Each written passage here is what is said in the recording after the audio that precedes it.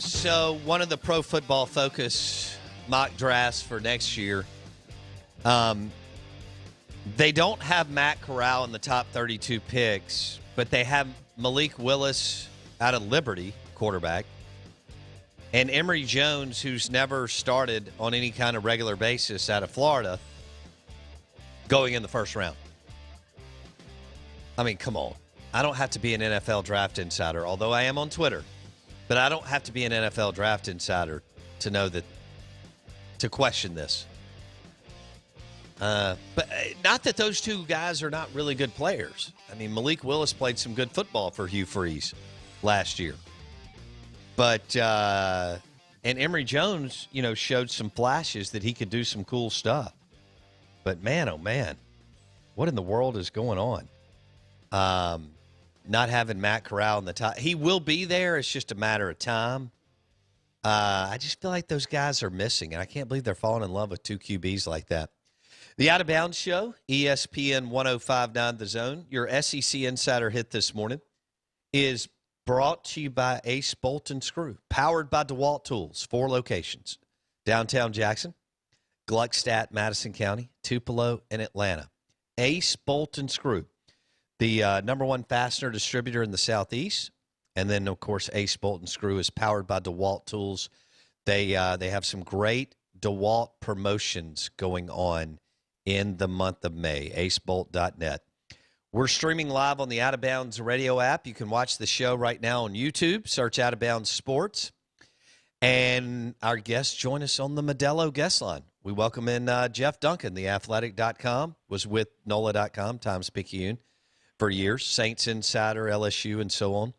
And Jeff just wrote a book that we're very excited about, Payton and Brees, the men who built the greatest offense in NFL history. And the forward is by Steve Gleason, which is pretty amazing, too. And Jeff's going to join us, Jeff Duncan, will join us in studio May 18th. That's going to be fun. And then we're going to have a lunch and invite 20 VIPs up here. And you can buy the book, and Jeff will sign it on Payton and Brees. So Jeff Duncan on the show. Jeff, good morning. How are you, buddy? Doing great, Bo. How you doing? Well, I'm doing well. We're excited that you're going to come join us in Jackson, Mississippi in a week and a half or so. I can't wait. It's been a while since I've been to Jackson. Used to love coming there every year for training camp when the Saints trained there in town. And when I was working up in Monroe, Louisiana, kind of started my journalism career, we used to make trips over to Jackson all the time. I think is it Hal and Mal's? Is that it? Yes. To go see shows there. So really looking forward to getting back and seeing the city and how it's developed. Well, we're fired up that you're going to come up, and we'll have a great time. This is a big Saints town.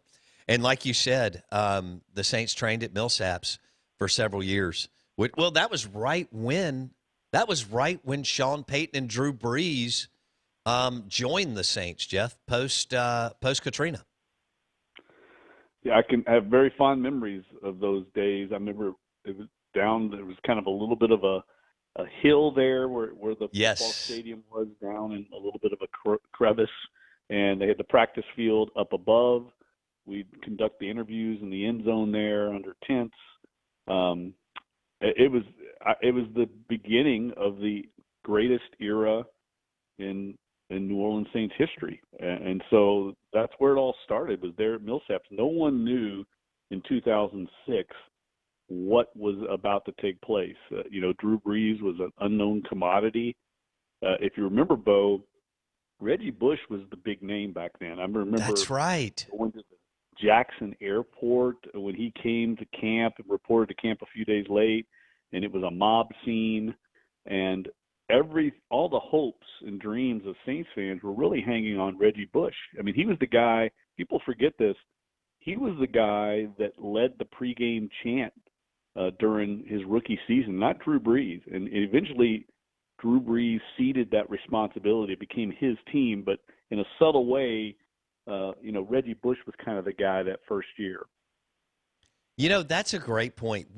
It's hard for us to remember Brees when he wasn't a superstar, right? But you make a great point, and I just started doing this show then, and so I was out there too. This is before you and I got to know each other, but I can remember this, Jeff, just to give you an idea.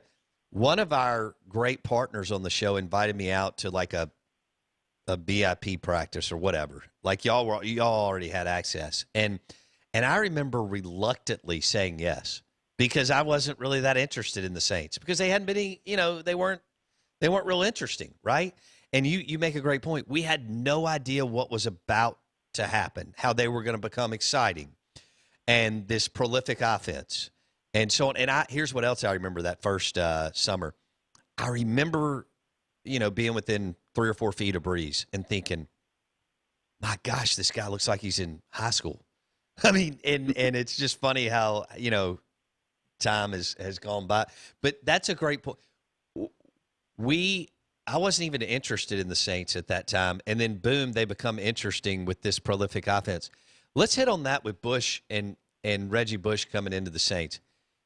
What you just described, that's pretty amazing, Jeff, that he led the chant, but eventually Brees would take the torch. Would it be in that year or would it be like the next year, Jeff? Do you remember?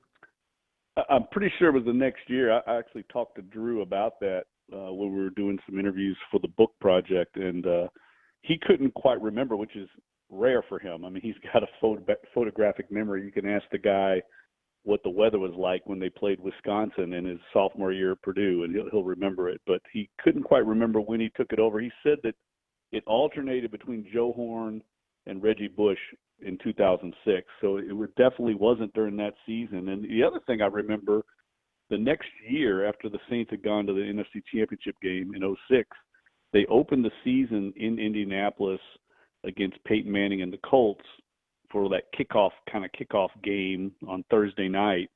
And in downtown Indianapolis, the NFL had come in to promote the game and had 2 kind of big skyscraper buildings. I mean, they were probably 20 stories each next to each other, and they had superimposed images, one of Peyton Manning's profile and the other one of Reggie Bush. So again, looking back on it, it's crazy it wouldn't have been Brees and Peyton. Instead, it was Reggie Bush. I mean, that just shows you how big Reggie Bush was back then and how really kind of unnoticed Drew was early on in his Saints tenure. We're visiting with Jeff Duncan on the Out of Bounds Show, ESPN 105.9 The Zone. He's got a new book out, Peyton and Brees, The Men Who Built the Greatest Offense in NFL History. Jeff will join us on Tuesday, May 18th in studio, and then we're going to have a lunch with some Houdat fans. And we're going to have a great time celebrating this book and the fact that Brees was the best player to ever play for the franchise. How many, give or take, how many times and how many hours did you sit down with Drew Brees for this book? I couldn't add it up, to be honest with you. We had to pick and choose times. He's got such a busy schedule with not only with his varied business interests, but also with his family, very important to him.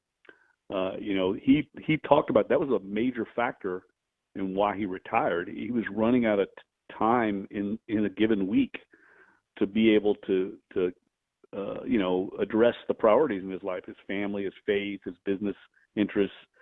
He was having to get up earlier and earlier during the week to be able to get to the Saints facility to get everything done that he needed to do to prepare for a game. So when your listeners and fans out there get a chance to read this book, if they haven't already, I think that one of the things they'll come away appreciating is just how much investment it takes for someone like Drew Brees to prepare for a game. It's really extraordinary, Bo, how much time they put in just to get a game plan in.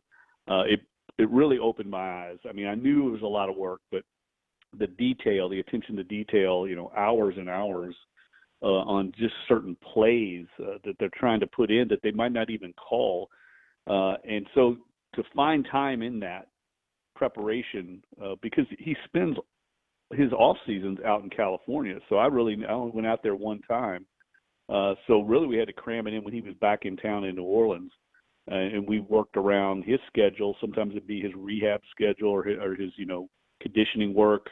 I'd get a call maybe, hey, he's going to be out at the facility this morning. Can you get out here early? And I'd meet him out wow. there. But once you get him, he has this amazing ability to lock in on the task at hand. Whatever he's doing, he's going to be locked in on. And that's something that people told me about, but I experienced it. Like when we were sitting down to do the book, he was into the book. He wasn't going to get distracted, and that's the way he is in life. And I think it's one of the keys to his success. We're visiting with Jeff Duncan, longtime Saints, Louisiana insider, with NOLA.com, Times-Picayune, now with The Athletic. Just wrote a book, Payton and Brees, the men who built the greatest offense in NFL history. And Jeff, real quick, tell our listeners where, if someone wants to order the book now, of course, Father's Day is around the corner and so on, but if someone would like to order the book, where's the best place to go? Well, it depends. I mean, you can go online and certainly get it at Amazon.com or any online outlet. I think the best way to get it would be to go straight to me on my social media platforms, at Twitter, at Jeff Duncan _. There's a Facebook page dedicated to Payton and Brees, the book. And if you order it through those outlets, I can personalize them and sign them to you and get them shipped out right away. That way it's a little more of a personal gift if you're looking for a gift for someone or you want it signed to yourself. We've sold a lot of them. I've had to bring in my sister as my administrative assistant. Love it. To handle the orders. It's been really overwhelming, though, but it's been very encouraging. Man, that's great. Congratulations. Jeff Duncan, Saints insider, on the Modelo guest line, discussing his new book, Payton and Brees, and let me get this right, the men who built the greatest offense in NFL history. Jeff will join us in studio May 18th, and then we'll have some listeners up here for lunch and maybe some Tito's Vodka Bloody Marys. I want to go back to Brees. You mentioned his ability to lock in on the task at hand. Is he one of the most remarkable people you've been around, considering how he operates? I think he probably is the most remarkable athlete I've ever covered. Just so impressive in every way. And he's one of these people, Bo, that would be successful in whatever, outlet or whatever avenue he chose in life. If he were a banker, that bank would probably be a Fortune 500 company. If he ran for Senate, he'd win in a landslide. He's just one of those achievatrons, that you beat you at the board game, takes your girlfriend. He's that guy. It's hard to explain, but he's got this disarming personality. And it's true in all the really great ones. I mean, I'm seeing some of these signs in Zion Williamson right now. I'm writing about him for The Athletic next week, and it's not about his on-court basketball talent, which we all know is jaw-dropping. It's about the other stuff. It's the intangibles off the court, the personality, demeanor, comportment. It's extraordinary for Zion Williamson to have it at 20 years old. And I tell him all the time, this is what Drew Brees is like. Drew Brees was 41, and he had this kind of intangible quality. And I think the truly great ones have it. It's more about what goes on off the court than on the field. What did you feel like? Give me a tidbit or an example of something that Drew wanted to get across to you. It's something that y'all were going through. As far as the book, his life, professionally, family-wise, or is there something that jumps out that he really wanted to convey to you as y'all were going through the book? Well, I think, and it's kind of timely to think about it now with what's happening in Green Bay. The reason none of that ever happened in New Orleans, the reason Drew Brees and Sean Payton endured 15 years together without really any ever flare-ups or any major disagreements or anything of that order was because both had this mutual respect for each other and Drew Brees being the product, his grandfather was a very significant influence on his life, was a decorated World War II veteran. And Drew Brees always had a respect for a chain of command and the understanding of a pecking order, a hierarchy, that he was the player, Sean Payton was the coach, Mickey Loomis is the general manager, and he respected that line of command, and he never overstepped it. He certainly respected that the Saints would come to him and communicate with him, but I think that rare ability as an NFL superstar to always know his place and not overstep it, and always communicating, and credit to Sean Payton for always looping him in on everything. Like in 2017, when they almost drafted Patrick Mahomes, Sean Payton had to have the very awkward conversation with Drew Brees, who happened to be in the war room that day. He had to go out in the hallway as the draft was ticking down to their pick and say, look, we might be on the verge of taking Patrick Mahomes with the number 11 pick in the first round. That was a difficult thing to do, but he had to communicate with him. The Packers never did that with Aaron Rodgers when they took Jordan Love, and this has led to the discord and the divide in that organization. So Drew, I think, is a special person in that he never threatened to leave New Orleans despite some contract negotiations that got a little prickly. He never had this Russell Wilson, Deshaun Watson, Aaron Rodgers beef, and I just think that's pretty remarkable for someone of his stature and standing. Wow. That's a credit to Drew Brees, Sean Payton, Loomis, the late Mr. Benson, so many people. That's incredible, and you make a great point about what's going on with the Packers and Aaron Rodgers right now. Wow, I did not realize that Sean Payton had to have that conversation with Drew Brees in 2017 around Mahomes, and it was one-on-one. Brees happened to be that's not normal for Brees to be in the war room that day, right, Jeff? No, he happened to be there because he had gone hunting with two of his old Purdue teammates, and they used the parking lot at the Saints facility as a meeting place. They met there and left from there, and then they came back that day, and it was in the afternoon, and they were having dinner or a bite to eat in the team cafeteria, and Peyton called him. Somehow they communicated, and Peyton said, "Oh, why don't you stop in here and show your buddies what draft day's like in the war room?" Wanted to show it off to them, and then they were hanging around, and in the draft, the top 10 just really went strangely, Bo. There were some weird picks. They never dreamed that Marshawn Lattimore and Patrick Mahomes would drop that far, and those were the two top players on the Saints board overall in the whole draft, and they're down around number 10, and all of a sudden the pick before the Saints was the Buffalo Bills, and Sean thought, if they take Marshawn Lattimore here, we are going to have to take Patrick Mahomes because he's our highest-rated player. Wow. And Mickey Loomis said, well, you got to go out and talk to Drew about that. And he went out in the hallway and talked to him. And in the time they had returned, Kansas City had traded up with Buffalo and taken Patrick Mahomes. Unbelievable. Jeff Duncan, his book, Peyton and Brees, The Men Who Built the Greatest Offense in NFL History.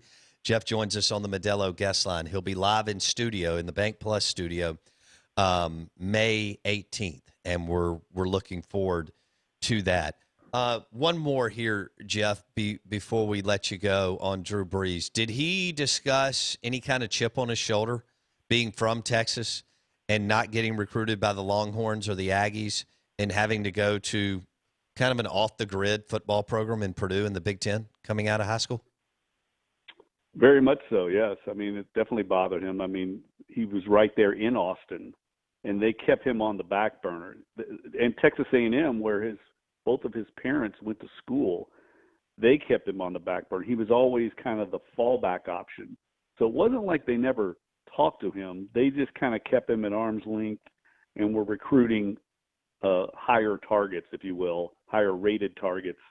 And Drew Brees, if you know anything about him, he's very loyal, and he used that as motivation in his career when he went to Purdue, and was always loyal to Purdue, and because they had been recruiting him all along. And so when Texas A&M came in late to try and offer him, he turned them down. So it wasn't that he didn't have chances, but he very much was overlooked as a recruit, which is amazing when you consider how popular Texas high school football is and the fact that he was at a powerhouse in Austin, I mean, at the highest level, and I think they lost one game in his entire tenure. So it was not like he wasn't playing in a major market or at a high level. It's pretty remarkable now looking back. But this was one thing I would add real quick. I think Drew Brees changed – part of his legacy, Bo, is going to be that he changed the way people look at quarterbacks, especially NFL executives and all the way down to the college level.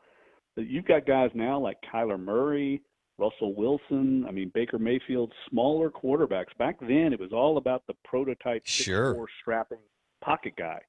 And Drew Brees changed that, and that's going to be part of his legacy. Oh, man. All right, we'll do this again, well, when you come in studio, but I think I could do like a 10-part series on Peyton and Brees and the fascinating relationship. And you've really brought this to our attention, the fact that they were able to operate under that pressure cooker microscope of the NFL for 15 years. And like you said, make it work. And the end didn't fall apart. Like Peyton and Brees still have a really good relationship. And I would think Brees and Loomis and so on. And the Saints. That's pretty awesome because we don't know what direction this whole Rodgers thing is going to go with Green Bay. Jeff, thanks so much. We appreciate your time today and look forward to you coming up to Jackson and hanging out with us a little bit. Yeah, I can't wait, Bo. Really looking forward to it, and look forward to getting up there and having a good time and talking about the book and enjoying the company. I've always enjoyed doing the show. Thanks, Jeff. Have a great weekend, man. You too, Bo. Jeff Duncan, Peyton and Brees is the new book. The men who built the greatest offense in NFL history. And Jeff's going to join us live in the Bank Plus studio on May 18th. And he'll do 3 segments that morning, and then we're going to invite, I guess via the text line, Blake, 20 Saints fans to come up, and you can buy the book and get it signed, and you can either keep it or give it to a client or a friend or your dad or whoever you want to give it to. But some great, great stories about really how Peyton and Brees operate and tick, both together and outside of the building. Who knew? Blake, you don't remember this, but I remember going out to those practices at Milsaps going, I really don't want to do this. And then all of a sudden, boom, the thing takes off, and the Saints are interesting for the first time in my life. And, their offense was this well-oiled machine, marching down the field, scoring touchdowns and fun. The Saints were, 3 yards in a cloud of dust boring prior to that. And then, boom, they turned Houdat Nation upside down. And that place is one of the best game day atmospheres in the NFL. Hey, the Out of Bounds Show is brought to you by USA Pawn. For all your tools, electronics, and firearms, game systems, TVs, USA Pawn's mega store. I-55 South, McDowell Road. USAPawn.com. USAPawn.com.